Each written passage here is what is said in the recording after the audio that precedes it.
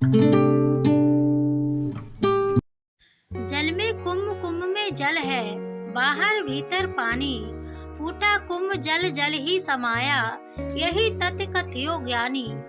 इसका अर्थ है, कबीर दास जी कहते हैं, हम और भगवान एक हैं।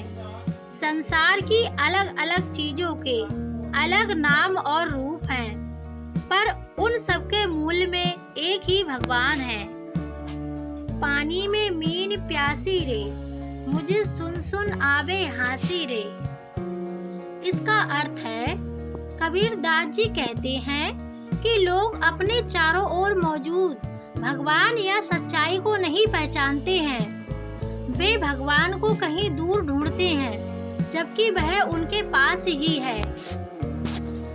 बोली एक अनमोल है, जो कोई बोले जानी।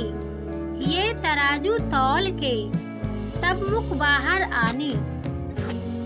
इसका अर्थ है, कबीर दास जी कहते हैं कि हमें सोच समझकर बोलना चाहिए।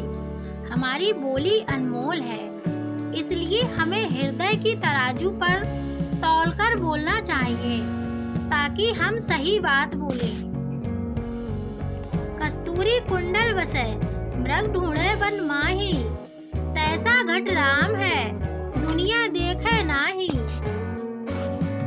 इसका अर्थ है, कबीर दास जी कहते हैं कि जैसे हिरण अपनी नाभि में कस्तूरी होते हुए भी जंगल में उसे ढूंढते रहता है, उसी तरह भगवान हमारे अंदर होते हुए भी लोग उन्हें बाहर ढूंढते हैं। आँखें देखी बकरी की खाल, ताकत बलिहारी राम की, सबगट राखन हारी। इसका अर्थ है, कबीर दास जी कहते हैं कि हमें जो दिखाई देता है वह हमेशा सत्य नहीं होता। भगवान की शक्ति अदृश्य है और वह सबको संभालते हैं। झूठे आचरण से कभी नहीं मिलती प्रीत, सच्चा मन रखो तभी होगी सही प्रीत। इसका अर्थ है, कबीर दास जी कहते हैं कि हमें सच्चाई और सच्चे मन से लोगों से जुड़ना चाहिए। सच्चाई में ही भगवान है। पारस को अंतरो, जानत है सब संत। बहा लोहा कंचन करे, ये करी ले महेंद्र। इसका अर्थ है, गुरु और पारस पत्थर में अंतर है, यह सब संत जानते हैं। पारस तो लोहे को सोना बनाता है, परंतु गुरु शिष्य को अपने समान महान बना लेता है।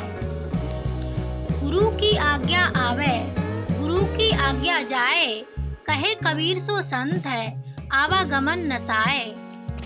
इसका अर्थ है, व्यवहार में भी साधु को गुरु की आज्ञा अनुसार ही आना जाना चाहिए। सद्गुरु कहते हैं कि संत वही है जो जन्म मरण से पार होने के लिए साधना करता है। कुमति कीच चेला भरा, गुरु ज्ञान जल होए। जन्म जन्म का मोर्चा, पल में डारे धोए। इसका अर्थ है, बुद्धि रूपी कीचड़ से शिष्य भरा है, उसे धोने के लिए गुरु का ज्ञान जल है। जन्म जन्मांतरों की बुराई गुरुदेव क्षण ही में नष्ट कर देते हैं।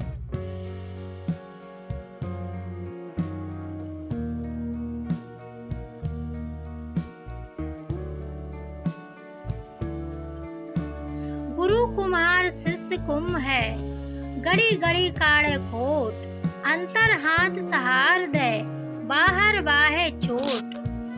इसका अर्थ है, गुरु कुम्हार है और शिष्य घड़ा है।